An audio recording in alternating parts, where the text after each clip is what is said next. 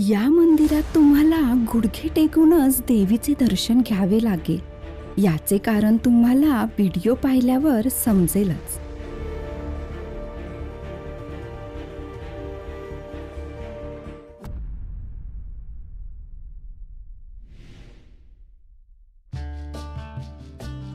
चला तर मग जाऊया पालघर जिल्ह्यातील प्रसिद्ध आशापुरी देवी मंदिर व स्वयंभू शिव मंदिराच्या दर्शनाला.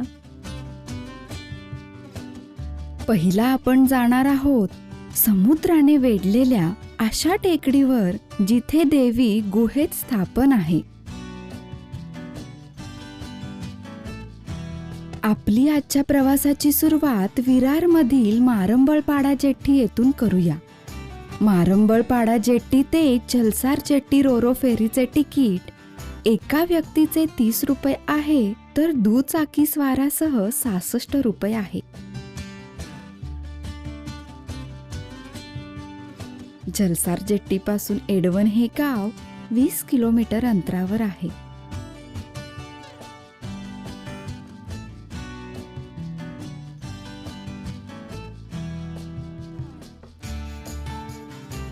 एडवन गावात आल्यावर आशापुरी मंदिराकडे जाण्यासाठी समुद्रातून एक छोटासा रस्ता आहे.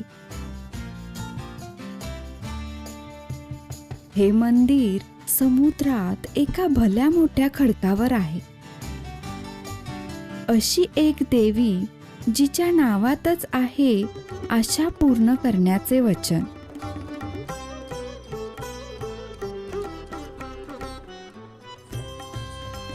आम्ही येथे पोचल्यावर काही कोळी बांधव नवसाची ओटी घेऊन वाजत गाजत मंदिराकडे देवीच्या दर्शनासाठी आले होते.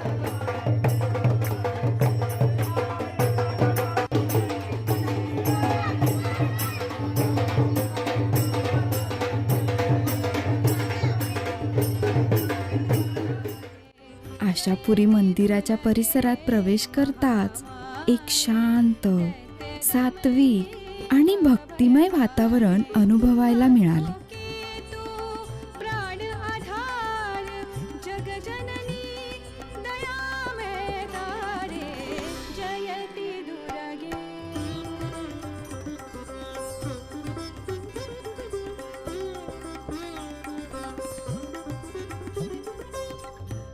मला स्वतःच्या हाताने देवीची ओटी भरण्याचे भाग्य लाभले.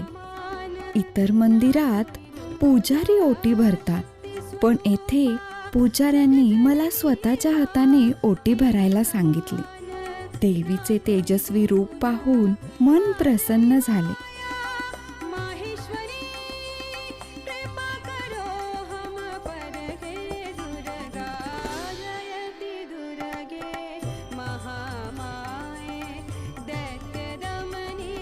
मंदिरातून बाहेर पडण्यासाठी वाकत, गुडघे टेकत बाहेर पडावे लागते.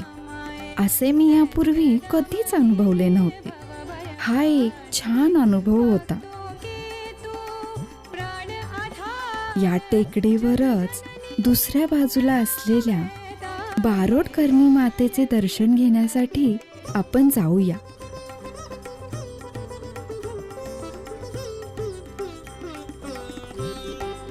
येथे येताना समुद्राचे नजारे दूर दूरवर खूप सुंदर दिसत होते. सर्वमंगलमांगल्ये शिवे सर्वार्थ साधिके शरण्ये त्र्यंबिके गौरी नारायणी नमोस्तुते. सर्वमंगलमांगल्ये शिवे सर्वार्थ साधिके शरण्ये त्र्यंबिके गौरी नारायणी नमोस्तुते.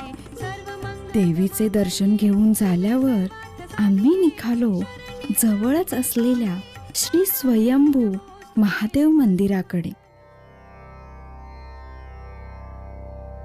समुद्र किनाऱ्याजवळ वसलेले हजारो भक्तांच्या श्रद्धेचे केंद्र, जिथे महादेवाचे स्वयंभू शिवलिंग प्रकट झाल्याचे सांगितले जाते.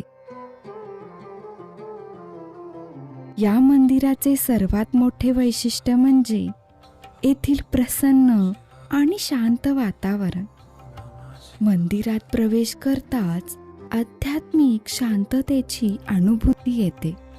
येथे प्रत्येक सोमवार, श्रावण महिना आणि महाशिवरात्रीला मोठ्या संख्येने भाविक दर्शनासाठी येतात. तुम्हाला या व्हिडिओमधील माहिती आवडल्यास व्हिडिओला लाईक व एक सुंदरशी कमेंट करा व चॅनलला सबस्क्राईब करायला विसरू नका. धन्यवाद.